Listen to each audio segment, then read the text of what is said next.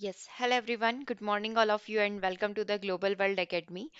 आज हम लोग यहाँ पर कंप्लीट करने जा रहे हैं गणित शिक्षण शास्त्र को मैथ्स पेडागोजी के कुछ प्रीवियस ईयर पेपर के क्वेश्चंस आज की क्लास में हम लोग यहाँ पर कंप्लीट करने वाले हैं।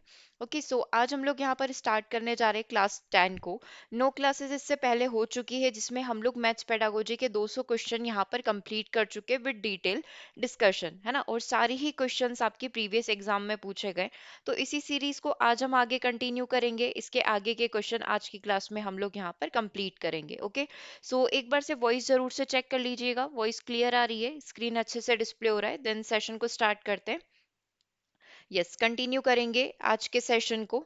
ठीक है। अच्छा, इसमें एक चीज और कि मैथ्स का कंप्लीट कोर्स आप सभी के लिए अवेलेबल है। जितने भी स्टूडेंट इस कोर्स के अंदर इनरोल करना चाहते हैं, आप ऐप पर आ सकते हैं। ऐप पर इसकी डेमो क्लासेस अवेलेबल है। और अगर आपको केवल नोट्स इन पीडीएफ फॉर्मेट चाहिए तो वो भी आपको मिल जाएगा। और अगर आपको चाहिए कि नहीं, पूरी ही वीडियो क्लासेस के थ्रू हमको यहाँ पर प्रॉपर स्टडी करना है, तो वीडियो क्लासेस भी यहाँ पर इसके लिए अवेलेबल है। ओके, आई थिंक सारी ही चीजें आपको क्लियर है। फिर भी यदि कोई डाउट रह जाता है तो आप हमें कमेंट बॉक्स में कमेंट कर सकते हैं। ठीक है, तो स्टार्ट करते हैं आज के सेशन को। सबसे फर्स्ट क्वेश्चन पर मूव करेंगे। क्वेश्चन नंबर 211 को देखिएगा। 210 तक हम प्रीवियस सेशन में कर चुके थे। क्वेश्चन नंबर 211 आपकी स्क्रीन पर है। What is the focus of diagnostic test? Diagnostic test जो होता है उसका मतलब क्या होता है? लर्निंग पॉइंट होता है, टीचिंग पॉइंट होता है। जो नैदानिक परीक्षण का फोकस है, उसका मेन जो बिंदु रखा गया है वो किसे रखा गया है? सीखने के बिंदु या फिर शिक्षण बिंदु, यानी कि लर्निंग पॉइंट को रखा गया या फिर टीचिंग पॉइंट को यहाँ पर रखा गया है। करेक्ट आंसर क्या हो जाएगा कि दोनों ही चीजें यहाँ पर किसके अंदर आ जाती है? नैदानिक में, डायग्नोस्टिक में आ जाती है। डायग्नोस्टिक का मतलब बेसिकली होता क्या है? कमजोरियों का पता लगाना, बच्चे को जो भी वीकनेस है उसका यहाँ पर पता लगाना। राइट, तो दोनों ही चीजें, यानी कि आंसर क्या हो जाएगा आपका? बोथ 1 और 2 हो जाएगा, है ना। बिल्कुल सिंपल सा ही क्वेश्चन था, सिंपल सी ही चीज यहाँ पर पूछी हुई थी। 1 सेकेंड। चलिए, तो 211 नंबर का क्वेश्चन क्लियर हो गया है। नेक्स्ट क्वेश्चन नंबर 212 यहाँ पर देखिएगा, जिसमें क्या बोला गया है? The mathematical games and puzzles help in. जो यहाँ पर गणितीय खेल और पहेलियां बनाई जाती है, इसका मेन पर्पस यहाँ पर क्या होगा? क्या पर्पस किया जाता है ये सारी चीजें बच्चों को करवाने का? तो सबसे पहला ऑप्शन देखिएगा। अब इसमें देखना, 4 स्टेटमेंट है और 4 क्वेश्चन ऑप्शन है।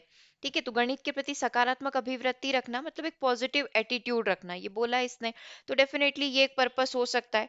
गणित और प्रतिदिन के विचारों में संबंध स्थापित करना, बिल्कुल हो सकता है। गणित को आनंददायक बनाना, एंजॉयबल बनाना, जो गणित बच्चों के लिए फियरफुल होती है उसको एंजॉयबल बनाना, ये पर्पस भी होता है। तो ये बात भी बिल्कुल सही लग रही है। ऑप्शन नंबर 4 के पास जाऊं तो ये बोल रहा है समस्या समाधान कौशल को प्रोत्साहित करना, तो ये भी होता है। तो ये सारे ही पर्पस हो गए, तो अपन आंसर क्या करके आ जाएंगे? ऑप्शन नंबर 1 की यस, डेफिनेटली ये सारी ही चीजें यहाँ पर क्या हो जाएगी? अपनी करेक्ट हो जाएगी। ठीक है, कोई दिक्कत नहीं है यहाँ तक। चलिए आगे बढ़ रहे हैं नेक्स्ट क्वेश्चन की तरफ। नेक्स्ट क्वेश्चन को देखिएगा, इसका आंसर यहाँ पर क्या होगा? यस, पढ़िएगा इस क्वेश्चन को और आंसर करिएगा। इसमें क्वेश्चन आपके भिन्न से रिलेटेड पूछा हुआ है। इसका आंसर करना है कि भिन्नों की तुलना पढ़ते समय, है ना, जिनमें अंश समान है, जैसे 3/5 और 3/7, है ना, इनके न्यूमरेटर जो है वो समान है ना। रोहित की प्रतिक्रिया थी कि चूंकि अंश समान है और चूंकि 7 जो है 5 से बड़ा है, तो उस केस में इसने क्या बोला कि 3/7 जो है बड़ा हो जाएगा 3/5 से, है ना। मतलब कंसेप्ट तो बच्चे ने गलत लगाया, और उसका ये कहना किस चीज को यहाँ पर इंडिकेट करता है वो चीज अपन से पूछ ली गई है। तो सबसे पहला देखना, रोहित तुल्य भिन्नों की अवधारणा नहीं जानता है। ठीक है, दूसरा है रोहित ने अच्छा अभ्यास यहाँ पर नहीं किया है। रोहित भिन्नों का परिणाम नहीं समझता है, या फिर रोहित अंश और हर की धारणा को नहीं समझता। तो सिंपल सा कंसेप्ट है कि जो कंपैरिजन करने वाली चीज है, क्योंकि भिन्न तो उसको पता है कि अंश समान है, तो वो हर में कंपैरिजन कर रहा है। जबकि इसका उल्टा होना था कि अगर हर समान होते तो बच्चा क्या कर सकता था? अंश का कंपैरिजन कर सकता था। मतलब इसको थोड़ा सा कुछ कंफ्यूजन है ना। तो हम लोग ये कह सकते हैं कि जो तुल्य भिन्नों की अवधारणा है, इक्विवेलेंट फ्रैक्शन है, उसको समझने में यहाँ पर रोहित को थोड़ी सी समस्या हो रही है ना। बाकी भिन्न तो वो पहले से समझ ही गया है। ओके, तो करेक्ट आंसर यहाँ पर क्या हो जाएगा? अपना ऑप्शन नंबर 1 हो जाएगा। ठीक है, चलिए अगले क्वेश्चन नंबर 14 की तरफ चलते हैं। स्कूल शोध का एक रूप किस प्रकार का शोध हो सकता है? स्कूल शोध जो होता है, स्कूल रिसर्च यहाँ पर की जाती है, उसको किसके अंदर कंसीडर किया जाता है? सबसे पहले एनालिटिकल रिसर्च के अंदर, कंसेप्चुअल रिसर्च के अंदर, एक्शन रिसर्च के अंदर, या फिर इनमें से कोई नहीं। जो स्कूल रिसर्च होती है वो हमेशा ध्यान रखना एक्शन रिसर्च का हिस्सा होता है। करेक्ट आंसर क्या हो जाएगा आपका? ऑप्शन नंबर 1 हो जाएगा। है ना। एक्शन रिसर्च जिसमें सारी चीजें जो होती है बेसिक टू एडवांस वो सब स्टडी करी जाती है बच्चों की थॉट प्रोसेस से रिलेटेड। ओके, चलिए नेक्स्ट क्वेश्चन नंबर 15 को देखिएगा, आंसर करिएगा। Which point is not included in the professional skill of the teacher? शिक्षक के पेशेवर कौशल में कौन सा बिंदु शामिल नहीं होगा? Knowledge of the skill, dedication, और ऑप्शन नंबर सी क्या बोल रहा है, अच्छा प्रयोग करने के लिए, और ऑप्शन नंबर डी बोल रहा है सामाजिक मामलों का संतोषजनक ज्ञान। जैसे कि प्रोफेशनल स्किल, टीचर का जो प्रोफेशनल स्किल होगा उसके लिए टीचर के पास स्किल्स होनी चाहिए, कौशल का ज्ञान होना चाहिए, बिल्कुल होना चाहिए। हमसे पूछा क्या गया है कि कौन सी चीज को इंक्लूड नहीं करेंगे। तो देखो, टीचर के पास अगर नॉलेज नहीं होगा तो पढ़ाएगा किस, उसके पास स्किल्स का पूरा नॉलेज होना चाहिए, किस तरीके से पढ़ाए। डेडिकेशन डेफिनेटली होना चाहिए, अच्छा प्रयोग, अच्छे तरीके से वो प्रयोग कर पाए, और सामाजिक मामलों का, है ना, जो satisfactory knowledge of social matter, हर चीज को इसको नॉलेज होना चाहिए। तो इसके सारे ही आंसर हम लोग बोल सकते हैं इनकरेक्ट है ना। मतलब सारी ही चीजें टीचर के स्किल में, प्रोफेशनल स्किल के अंदर ऐड होना चाहिए, है ना। तो एक अपन बोल सकते हैं कि एक एक्सेप्शनल केस ही हो गया जिसमें चारों ही ऑप्शन आपके आंसर नहीं हो सकते, क्योंकि चारों ही चीजें बहुत ही ज्यादा यहाँ पर जरूरी है ना। अगर आप सोच रहे कि डी वाला थोड़ा ओके ओके, तो डी वाला ऐसे देखो कि बच्चों का हमें सोशलाइजेशन भी करना होता है ना, स्कूल से ही वो थोड़ा यहाँ पर प्रोसेस उसका स्टार्ट होगा। तो अगर टीचर को ही नॉलेज नहीं होगा तो वो बच्चों का कैसे करेगा, राइट। तो ऑप्शन नंबर डी भी आपका आंसर नहीं हो सकता है। ठीक है, चलिए 16 की तरफ चलते हैं। छात्रों को असाइनमेंट देना किस प्रकार का एक टास्क यहाँ पर हो सकता है? ये एक प्रकार की टेक्निक है, ये एक प्रकार का एड है, ये प्रिंसिपल ऑफ टीचिंग है, या फिर इसे मैक्सिम्स ऑफ टीचिंग के नाम से यहाँ पर जाना जाएगा। तो बच्चों को जो असाइनमेंट्स दिए जाते हैं वो यहाँ पर जस्ट अ टेक्निक, हम लोग क्या कह सकते हैं, ये सिर्फ एक प्रकार की क्या होती है, टेक्निक होती है बच्चों को पढ़ाने के लिए, राइट। तो आंसर क्या हो जाएगा आपका, ऑप्शन नंबर 1 हो जाएगा। ठीक है, क्लियर है यहाँ तक? कोई भी दिक्कत है तो आप साथ के साथ मेंशन करते हुए चलना, किसी भी क्वेश्चन में कोई डाउट है तो आप मेंशन करते हुए चलना। चलिए क्वेश्चन नंबर 17 की तरफ चलते हैं। ठीक है, वॉइस तो क्लियर है। 17 को देखिएगा, एक शिक्षक का लक्ष्य क्या होना चाहिए, एक शिक्षक का जो टारगेट है वो क्या होना चाहिए? विकास के सभी क्षेत्रों में ज्ञान और कौशल का विकास करना, बच्चों को सीखने में मदद करना, व्यक्तिगत मतभेदों और सीखने की शैलियों को समझना, या फिर ये सारी चीजें एक टीचर के पास होनी चाहिए, ये टीचर के गोल में आनी चाहिए, ये टीचर के लक्ष्य में आनी चाहिए। तो डेफिनेटली पहला ऑप्शन तो बिल्कुल करेक्ट है कि हाँ भाई, नॉलेज और स्किल होना चाहिए, बच्चों को सीखने में मदद करना, यही टीचर का टास्क रहेगा। व्यक्तिगत मतभेदों और सीखने की शैलियों को बच्चों को समझाना, तो यस डेफिनेटली ये सारे ही ऑप्शंस जो है हमारे करेक्ट रहेंगे। ठीक है, तो डी आंसर करेक्ट हो गया। नेक्स्ट क्वेश्चन नंबर 18 को देखिएगा, निम्नलिखित में से कौन सा कथन अधिगम के बारे में सही है? Which of the following statement is true about learning? Learning को लेकर कौन सा स्टेटमेंट हमारा ट्रू रहेगा? सबसे पहला ऑप्शन क्या बोल रहा है, अधिगम के किसी भी स्तर पर अधिगम भावनात्मक कारकों से प्रभावित नहीं होगा। इसने क्या बोला है कि अधिगम का, लर्निंग का इमोशन से कोई कनेक्शन नहीं है, जबकि हम लोग ये जानते हैं कि लर्निंग जो है हर एक एस्पेक्ट से प्रभावित होगी, physical, cognitive, mental, emotional, psychological, सारी ही चीजों से, राइट। तो भावात्मक कारकों से प्रभावित नहीं होगी, ये तो नेगेटिव हो गया, है ना। अपन को क्या ढूंढना है, एक ट्रू स्टेटमेंट ढूंढना है। अधिगम मूल रूप से एक मानसिक गतिविधि है, बच्चों के द्वारा की गई त्रुटियां इंगित करती है कि कोई सीख नहीं हुई है ना। अधिगम ऐसे वातावरण में प्रभावी होगा जो शिक्षार्थियों के लिए भावनात्मक रूप से और सकारात्मक रूप से संतोषजनक होगा। ठीक है, तो अब समझ आ ही गया कि पहला ऑप्शन तो क्या बोल रहा है कि नेगेटिव है ना। पहला ऑप्शन क्या हो गया, नेगेटिव हो गया।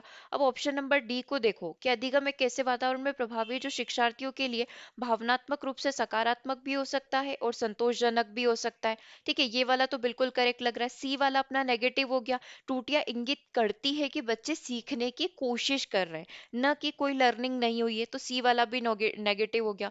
अधिगम मूल रूप से मानसिक प्रक्रिया है क्या? नहीं, अधिगम कॉग्निटिव एक्टिविटी बोला जाता है।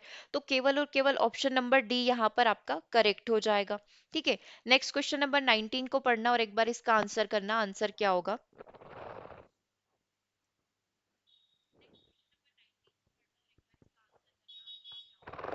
देखो, पूछा क्या गया है कि कथन पुरुष आमतौर पर महिलाओं की तुलना में अधिक बुद्धिमान होते हैं, मतलब कोई ऐसा बोल रहा है कि पुरुष ज्यादा बुद्धिमान है महिलाओं से, तो डेफिनेटली वो बहुत बड़ी गलती कर रहा है। वो किसकी बात कर रहा है, जेंडर बाइसिंग की बात कर रहा है ना, लिंग पक्षपात को यहाँ पर शो कर रहा है। तो आंसर अगेन अपना बहुत सिंपल, ऑप्शन नंबर 1 हो जाएगा। नेक्स्ट देखना, अगर कोई छात्र दूसरों से मिलने से बचता है, if a student avoids meeting others, then अगर कोई छात्र दूसरे बच्चों से मिलना अवॉइड करेगा, है ना, वो चाहेगा कि नहीं मुझे किसी से नहीं मिलना है, इस प्रकार की अगर चीजें होती है तो उसे क्या बोला जाएगा? उसको अकेला छोड़ दो, उसे समूह गतिविधियों में शामिल होना चाहिए, उसे दूसरों से मिलने के लिए कहा जाना चाहिए, उसे अपने सहपाठियों से मिलने के लिए मजबूर करना। अकेला छोड़ना और मजबूर करना दो तो नेगेटिव चीजें हो गई, है ना। दूसरों से मिलने के लिए आप कहो, या है ना, आप उसको बोलो कि नहीं तुम दूसरों से मिलो, है ना। अगर उसको मिलना होता तो वो वैसे ही मिल लेता। तो हम लोग उसको क्या कर सकते, ग्रुप एक्टिविटी में पार्टिसिपेट करवा सकते हैं। तो दिस इज बेटर ऑप्शन कि हाँ हम लोग इसकी तरफ जा सकते हैं कि बच्चों को ग्रुप एक्टिविटी में पार्टिसिपेट करवा कर हम लोग जो है उसकी जो ये बोल सकते हैं ना कि अवॉइड करता है वो दूसरों से मिलना बातचीत करना, उसको ओवरकम कर सकते हैं। अगला देखिएगा क्वेश्चन नंबर 221 को, शिक्षकों को किसी विषय पर चर्चा करनी चाहिए और उसे के प्रदर्शन के साथ पूरक करना चाहिए। Teacher should discuss a topic and supplement it with a demonstration too. Teacher किसी भी चीज पर किसी भी टॉपिक पर डिस्कशन कर रहा है, वो उस चीज का प्रदर्शन कर रहा है ना, तो किस चीज के साथ अटैच हो जाना चाहिए? अवधारणा को बेहतर ढंग से समझाने के लिए, कक्षा में कई दृष्टिकोण लाने के लिए, विद्यार्थियों का ध्यान अपने आसपास की चीजों की ओर आकर्षित करने के लिए, या फिर आसपास के संसाधनों का अधिकतम उपयोग करने के लिए। देखो क्वेश्चन बहुत सिंपल था कि टीचर यहाँ पर क्या कर रहा है, बच्चों के साथ कोई भी चीज या कोई भी एक टॉपिक हो गया, जस्ट लाइक कि फ्रैक्शन वाला जो हो गया या भिन्न वाला जो हो गया, वो डिस्कस कर रहा है। ठीक है, अब यहाँ पर क्या हो रहा है, टीचर बच्चों को कोई एक्टिविटी प्रदर्शन करके भी दिखा रहा है। तो जिस चीज को वो पढ़ाना चाहता है, जिस चीज को, जिस कंसेप्ट को वो पढ़ाना चाहता है, वो बच्चों को क्या होना चाहिए, क्लियर होना चाहिए। तो करेक्ट आंसर भी क्या हो जाएगा, ऑप्शन नंबर 1 हो जाएगा। ठीक है, नेक्स्ट क्वेश्चन देखिएगा, ब्लूम के संज्ञानात्मक डोमेन का उद्देश्य का वर्गीकरण का मेन जो शीर्ष है, कॉग्निटिव डोमेन की बात हो रही है। कॉग्निटिव डोमेन में सबसे टॉप पर क्या आता है ना। अपन जैसे बढ़ते हैं कि यहाँ पर सबसे पहले बेसिक से अपन स्टार्ट करते हैं, एक एक लेवल अप जाते हैं, एनालिटिकल होता है, सिंथेसाइज होता है, इवेल्युएशन होता है, एट द लास्ट क्या हो जाता है, क्रिएट हो जाता है, राइट। तो अब मैं अगर ऑप्शन के ऊपर जाऊँ तो ऑप्शन में स्किल है, इवेल्युएशन है, एनालिसिस है और सिंथेसिस है। तो एनालिसिस, सिंथेसिस ये नीचे वाली चीजें हो गई, है ना। अब इसमें आप देखना कि सबसे टॉप पर इन चारों में से कौन बैठेगा, इवेल्युएशन बैठेगा। ठीक है, ये तो अपना भावात्मक डोमेन है, इमोशनल जो डोमेन होता है उसके बारे में बता रहा हूं। अभी पूछा किसके लिए गया है, कॉग्निटिव डोमेन के लिए। तो आंसर भी क्या हो जाएगा आपका, ऑप्शन नंबर बी हो जाएगा। ठीक है, चलिए आगे बढ़ेंगे। RCM approach is used to write the objective of. RCM जो अप्रोच है वो हमें किस बारे में बताती है? सबसे पहला संज्ञानात्मक domain, cognitive domain, affective domain या none of the above. So RCM जो है, आपको ध्यान होगा ये एक कॉलेज की अप्रोच है ना। तो बेसिकली ये क्या करती है, मेंटल एबिलिटीज को यहाँ पर मेंशन करती है कि किसी भी कार्य को मानसिक तरीके से कैसे कंप्लीट किया जा सकता है बजाय किसी बिहेवियरल थेरेपी के। तो ये हमारा कौन सा डोमेन हो जाएगा, ये हमारा कॉग्निटिव डोमेन हो जाएगा। और जो आरसीएम है वो regional college of education Mysore का कॉलेज है, जिन्होंने यहाँ पर एक बोल सकते हैं एक मेथड डेवलप करी थी, है ना, जिसमें बच्चों को जिस भी तरीके से पढ़ाया जाए उसमें उनकी मेंटल एबिलिटी जो है, मानसिक योग्यता जो है उसका 100% प्रयोग किया जाए। ओके, सो आंसर क्या हो जाएगा, ऑप्शन नंबर 1 हो जाएगा। चलिए नेक्स्ट क्वेश्चन नंबर 24 को देखेंगे, इसका आंसर करना। यस, 24 का आंसर क्या होगा, विश्लेषणात्मक विधि हमें आगे बढ़ाती है। विश्लेषणात्मक विधि, एनालिटिकल मेथड में हम आगे कैसे बढ़ते हैं? देखो दो प्रकार की मेथड विधियों की बात होगी तो हम लोग बोलते हैं ना कि आगमन विधि होती है, निगमन विधि होती है। आगमन में हम पहले उदाहरण पढ़ते हैं, फिर उसके बाद हम लोग उसके पीछे के नियम पढ़ते हैं। निगमन विधि में हम लोग क्या करते हैं, पहले नियम पढ़ते हैं उसके बाद उसके उदाहरण पढ़ते हैं। ऐसे ही एनालिटिकल मेथड होती है। एनालिटिकल मेथड में हम लोग क्या करते हैं, पहले एनालिसिस करते हैं, कोई भी चीज हमारे सामने आई तो हम लोग पहले उसका एनालिसिस करेंगे, उसके बाद उसको सिंथेसाइज करेंगे। ठीक है, तो अब अकॉर्डिंग टू द ऑप्शन देखा जाए, है ना, तो एनालिटिकल का जस्ट अपोजिट भी सिंथेसिस मेथड हो जाता है, संश्लेषण विधि हो जाता है। तो चलो पहले ऑप्शन के बारे में ही बात कर लेते हैं, आंसर करना, आंसर क्या होगा। Analytical method, we proceed from, विश्लेषणात्मक विधि में हम लोग कंक्रीट टू एब्स्ट्रैक्ट जाते हैं, अननोन टू नोन जाते हैं, नोन टू अननोन जाएंगे या पर्टिकुलर टू जनरल जाएंगे। तो जो एनालिटिकल मेथड होती है यहाँ पर क्या किया जाता है, हम लोग क्या बोल रहे हैं, पहले एनालिसिस करेंगे। हमारे सामने कोई भी चीज पड़ी हुई है उसका पहले क्या किया जाएगा, एनालिसिस, मतलब अननोन होगा। अननोन से कहाँ पर जाएंगे, आप नोन चीजों की तरफ जाएंगे। जस्ट लाइक दिस, आप इसको ऐसे समझ सकते हो कि मैंने जो है आपको यहाँ पर एक डायग्राम में या कोई भी एक चीज बनाकर दे दी, है ना। इस तरीके से मैंने आपको दो लाइन खींच दी, दो ऐसे लाइन खींच दी, एक ऐसे लाइन खींच दी।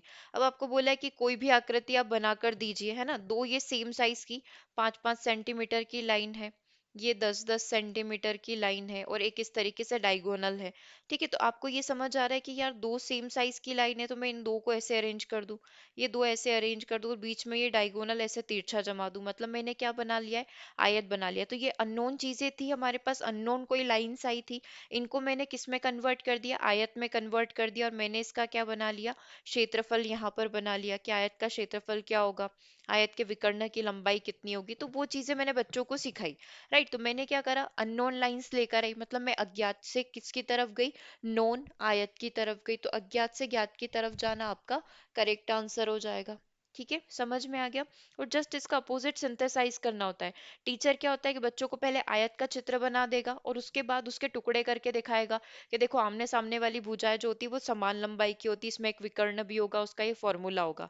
तो पहले उसको आयत दिखा दिया, उसके बाद उसके बारे में नई नई चीजें बताई।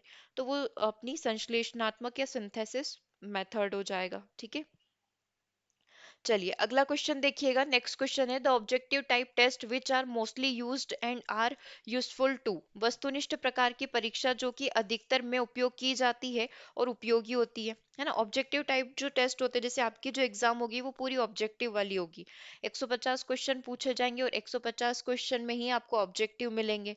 तो इसमें से मोस्ट कॉमन जो प्रचलित है, मोस्ट कॉमन जो फेमस है वो एमसीक्यू वाली है ना, मल्टीपल चॉइस क्वेश्चन वाली है। तो हम लोग बोल सकते हैं मल्टीपल चॉइस कहाँ पर लिखा हुआ है, ऑप्शन नंबर बी के अंदर लिखा हुआ है। तो आंसर क्या हो जाएगा आपका, एकाधिक विकल्प आइटम। ठीक है, बाकी मैचिंग टाइप भी वही मैच दी कॉलम है, ट्रू फॉल्स है, क्लासिफिकेशन है, बट सबसे ज्यादा जो मोस्ट प्रचलित है वो एमसीक्यू बेस्ड है। ठीक है, चलिए नेक्स्ट क्वेश्चन नंबर 25 की तरफ चलते हैं, जिसमें पूछा गया है कि व्यक्तित्व भेद के कारण होते हैं ये तत्व, है ना, this elements are due to personality difference. देखो है मैथ्स पेडागोजी, लेकिन क्वेश्चन किसके पूछ रहे हैं, सीडीपी के भी पूछ रहे हैं। तो वही एक चीज है कि सीडीपी बहुत अच्छे से आप प्रिपेयर कर लो। सीडीपी तो होगा ही होगा 30 नंबर का, अदर सब्जेक्ट की पेडागोजी भी आपकी बहुत अच्छी हो जाएगी। राइट, तो एक बार बहुत अच्छे से बेसिक से समझ लेना सीडीपी को। This elements are due to personality difference, व्यक्तित्व मतभेद के जो कारण होते हैं वो किसके कारण हो सकते हैं।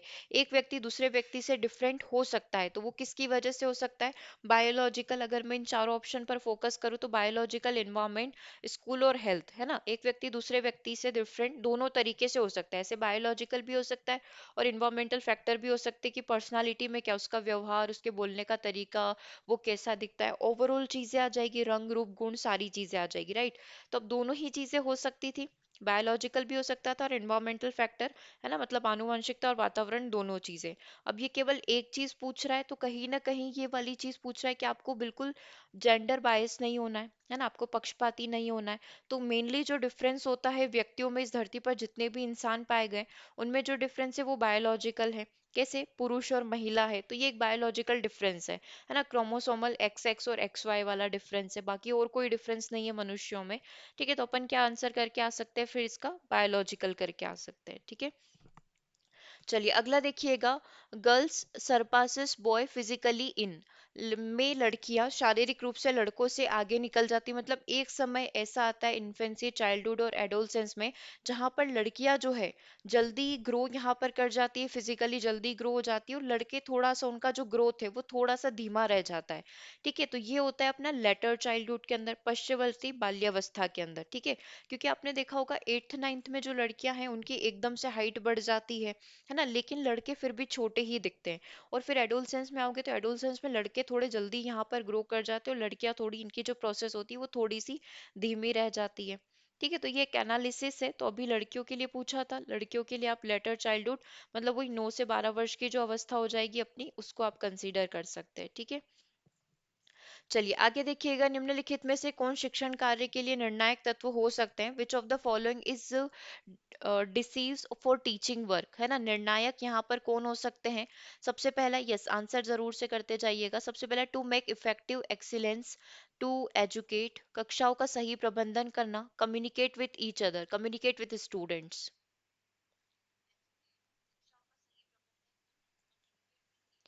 ठीक है, चलो करोगे इसका आंसर, इसका आंसर यहाँ पर क्या होना चाहिए, विच ऑफ द फॉलोइंग, मतलब निम्नलिखित में से कौन सा शिक्षण के कार्य का निर्णायक होगा, है ना, जिससे अपन डिसीजन ले सकते हैं।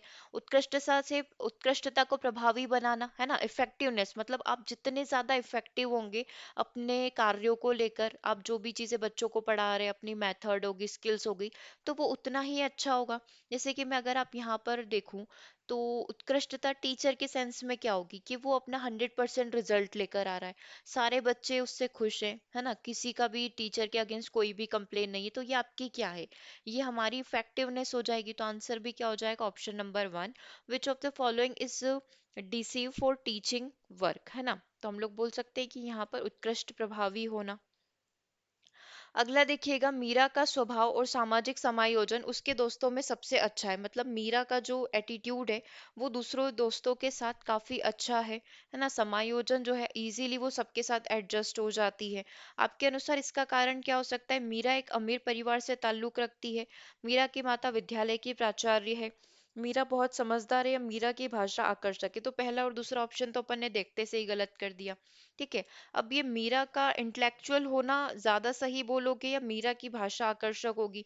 देखो, जो बहुत ही अच्छा प्रवक्ता होता है, जो बोलने करने में सब अच्छा होता है, तो उसके सारे दोस्त भी यहाँ पर जल्दी बन जाते हैं।